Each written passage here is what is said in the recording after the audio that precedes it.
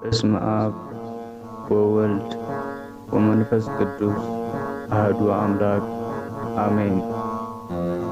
እነሆ በዛሬው ዕለት በክርስትና እምነት ተከታዮች በተለይም ደግሞ በኢትዮጵያ ኦርቶዶክስ ተዋሕዶ ቤተክርስቲያን አማኞች ዘንድ የአምላካችን የጌታችን የመድኃኒታችን የኢየሱስ ክርስቶስ የስቅለት በዓል ይከበራል።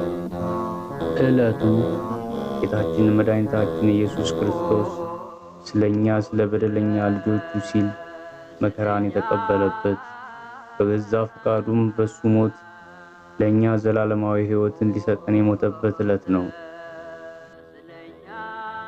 ሰውን በአምሳሉና በብሩክ እጆቹ መሃል እስትንፋሱንም እፍ ብሎ ዘላለማዊ ሕይወት ሰጥቶ ይፈጥረውም ሰው ፍጡር ነውና ፍጡር የሆነ ደግሞ ደካማ በመሆኑ ኃጢአት ሰርቶ ገነትን ከመሰለ መኖሪያ የብርሃን ልብሱን ተገፎ ለጊዜው በእርግማን ቢሰናበትም ፈጠረው ግን ጥሎት አልጣለውምና ይልቅስ በሚደንቅ መልኩ ፍጹም የሆነውን የፍቅሩን ጥግ ሊያሳየው የፍቅር እናት ከሆነችው ከቅድስት ድንግል ማርያም ፍጹም የአምላክ የሆነው ለሱ የሚሳነው የለምና ፍጹም ሰው ሆኖ ተወለደ። ሥጋው ተዳከመች በመከራ የአምላክ ሰው መሆን የደነቃቸው በሞቱ በሰው ልጆች የተላለፈውን እርግማን ሽሮ ሕይወት መስጠቱን ሲመለከቱ የፍቅሩን ጥግ የሚገልጹበት ቃላት አጡ።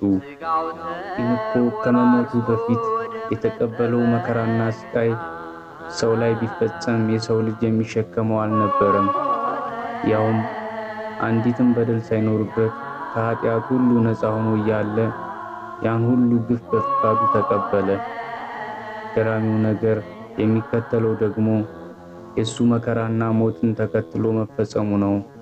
የአምላካችን የጌታችን መድኃኒታችን የኢየሱስ ክርስቶስ ስቃይና መከራ እንዲሁም ሞቱ ማልቀስ ማዘን ሲገባ እንኳን ለብርሃነ ስቅለቱ አደረሳችሁ መባሉ አይደንቅምን? እስቲ ለጥቂት ሰከንድ በእኛ ምክንያት በሱ የሆነውን አስቡ። ስቃይና ግርፋቱን፣ እነዛ አስፈሪ ጥሩር የለበሱ ፖሊሶችን፣ ክፉ ድርጊት በወቅቱ የነበሩ የእምነት መሪዎች ታላቅ ወንበዴ የማረኩ መስለው እንደ አንበሳ በሚንጎማለሉበት የሐሰት ክስ አሰባስበው ጌታችንን ይሰቀል ይገደል የተባለበትን ክስተት ማዘን ማልቀስ ሲገባ እንኳን ለበዓለ ስቅለቱ አደረሳችሁ መባሉ እንዴት አይደንቅ! ይህንን ዕለት ከታላላቅ ነቢያት አንዱ የሆነው ነቢዩ ኢሳይያስ በትንቢቱ እንዲህ ሲል ይገልጸዋል። ትንቢተ ኢሳይያስ ምዕራፍ 53 ከቁጥር 4 እስከ 9 በብርሃን ደዌያችንን ተቀበለ ሕመማችንንም ተሸክሟል። እኛ ግን እንደተመታ በእግዚአብሔርም እንደተቀሰፈ እንደተቸገረም ቆጥረነው፣ እርሱ ግን ስለ መተላለፋችን ቆሰለ፣ ስለ በደላችንም ደቀቀ። የደህንነታችንም ተግሣጽ በእርሱ ላይ ነበር፣ በእርሱ ቁስል እኛ ተፈወስን። እኛ ሁላችን እንደ በጎች ተቅበዘበዝን፣ ጠፋን። ከእኛ እያንዳንዱ ወደ ገዛ መንገዱ አዘነበለ። እግዚአብሔርም የሁላችንን በደል በእርሱ ላይ አኖረ። ተጨነቀ፣ ተሰቃየም፣ አፉንም አልከፈተም። ለመታረድ እንደሚነዳ ጠቦት በሸላቾችም ፊት ዝም እንደሚል በግ እንዲሁ አፉን አልከፈተም። በማስጨነቅና በፍርድ ተወሰደ። ስለ ሕዝቤ ኃጢአት ተመትቶ ከሕያዋን ምድር እንደተወገደ ከትውልዱ ማን አስተዋለ? ከክፉዎቹም ጋር መቃብሩን አደረገ፣ ከባለጠጎቹም ጋር በሞቱ ሆኖም ግፍን አላደረገም ነበር፣ በአፉም ተንኮል አልተገኘበትም ነበር። ይህ የትንቢት ቃል ዛሬ ይታሰባል። ስቅለት ወትንሣኤ።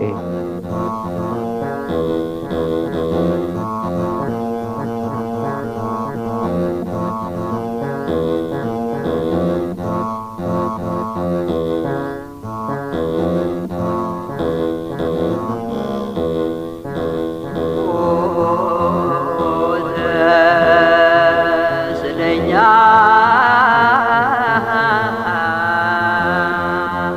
ወደዚህ ዓለም ሳይወርድ ገና ማደሪያ የምትሆነውን አሰበና ዘር አስቀረ ከአዳም ልጅ መረጠና በነቢያት አስነገረ ዳዊትም ተቀኘ በበገና ኢየሱስ አዳኝ ጌታ እንደሚወለድ በምስጋና የፍጻሜው መጀመሪያ ከመብርሃን በከብቶች በረት መወለዱ ቀኑ ሲደርስ መምጣት መውረዱ መላእክትና እረኞችን የምስራች ማሰኘቱ የማዳን ሥራውን የሚጀምርበት ነበር ምልክቱ። በኮከብ ተመርተው የመጡት ወርቅ ዕጣን ከርቤ ያቀረቡለት አዳኝ ጌታ ብለው እግሩ ስር የወደቁለት ሰብአ ሰገል የሰገዱለት ነበር መሲህ መሆኑን ስላወቁት። ንግሥናውን የሚነጥቀው ስለመሰለው ሊያስገድለው ሲፈልገው በሄሮድስ ምክንያት ስደት የገባው የእናቱን ጡት ሳይተው ገና ልጅ ሳለ ነው። አምላክ ሆኖ እንደኛ ያደገው እንደ ሰው የኖረው በዚህ ምድር ለ33 ዓመት የተመላለሰው የኛ ፍቅር አስገድዶት ካልሆነ ከቶ ምን ሊባል ነው?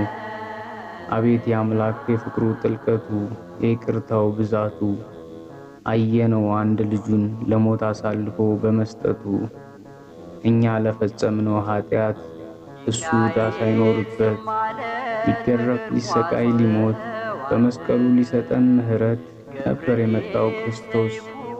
ድውያንን በፈወሰ ኃጢአተኛን ከክፉ መንገድ በመለሰ የሞተን ባስነሳ አጋንንትን ድል በነሳ ትሑት ሆኖ ባስተማረ ፍቅርን ሰጥቶ በኖረ መልካሙን መንገድ ባሳየ የአይሁድ ቅናት ለምን ነበረ? አይሁድ ፈሪሳውያን ሊቅ የብሉያት ያነበቡት መጽሐፍ የመሲህን መምጣት እንጠብቃለን የሚሉት ሲወርድ ሲወለድ ሲገለጥ ለምን ካዱት? ከድንግል እንደሚወለድ እያወቁት ተወልዶ አድጎም በፍጹም ትሕትና ሲመላለስ ለምን ፈሩት? አይሁድ ፈሪሳውያን አዳኝ ጌታን ለምን ጠሉት?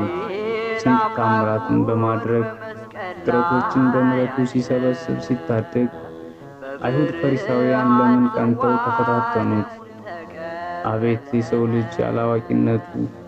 አቤት የሰው ልጅ ጥፋቱ! በፈጠረው ላይ መዶለቱ! ፈጣሪውን ለሞት አሳልፎ መስጠቱ! አረ ለመሆኑ ለዚህ የሚያበቃው የጌታ ምን ነበር ጥፋቱ? የአብ ልጅ ነኝ ስላለ ወይስ ራሱን ከአብ ጋር ስላስተካከለ?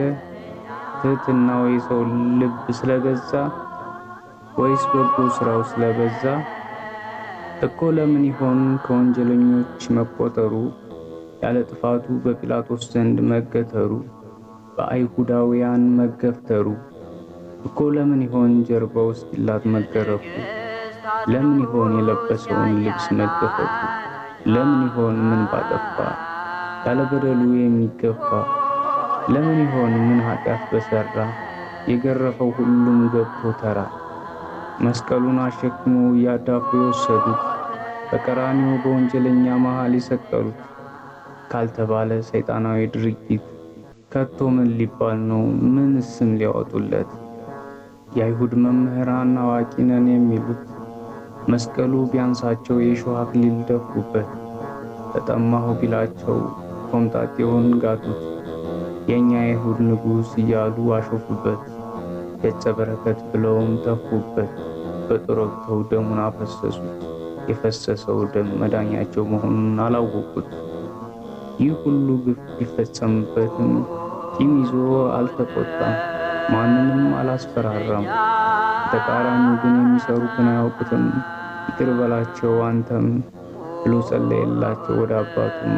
በመጨረሻም የፍጻሜው ፍጻሜ ደርሶ ኤሎሄ ኤሎሄ ለማ ሰበቅተኒ ብሎ ነፍሱን ሰጠ ስለኛ ሲል ጌታችን ተሰቅሎ። የሰው ልጅ ባይገባው አምላክ መሆኑን ባይረዳው ብዙዎቹ ነገሮች አውቀው ሐዘናቸውን አሳወቁ ለፈጣሪያቸው። ፀሐይና ምድር አምላክነቱን ገለጡ። አይሁዳውያን የሚሆኑትን አጡ። ፀሐይ ብርሃኗን ከለከለች። ኤሎሄ ኤሎሄ እያለች ምድር ራዳች ተንቀጠቀጠች። ኤሎሄ ኤሎሄ እያለች አይሁዳውያን ሰቅለው ቢገሉትም በማኅተም በተዘጋ ጉድጓድ ቢቀብሩትም እንደ ሞተ አልቀረም፣ ተነስቷል መድኃኔዓለም። በእሱ አምላክነት ላመን በትንሣኤው መዳናችንን አሳየን። ወስብሐት ለእግዚአብሔር።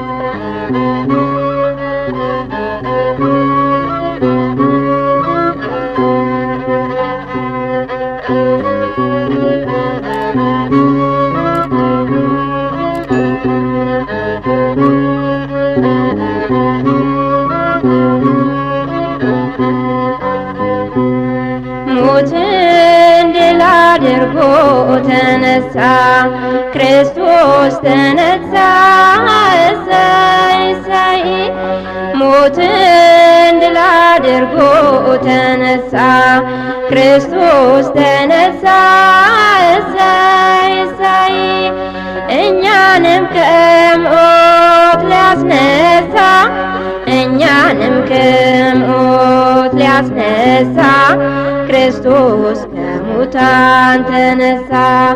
ሰላም ሰላም ሰላም ሰላም ለሰው ልጆች በምድር ሆነ ሰላም፣ ለሰው ልጆች በምድር ሆነ ሰላም።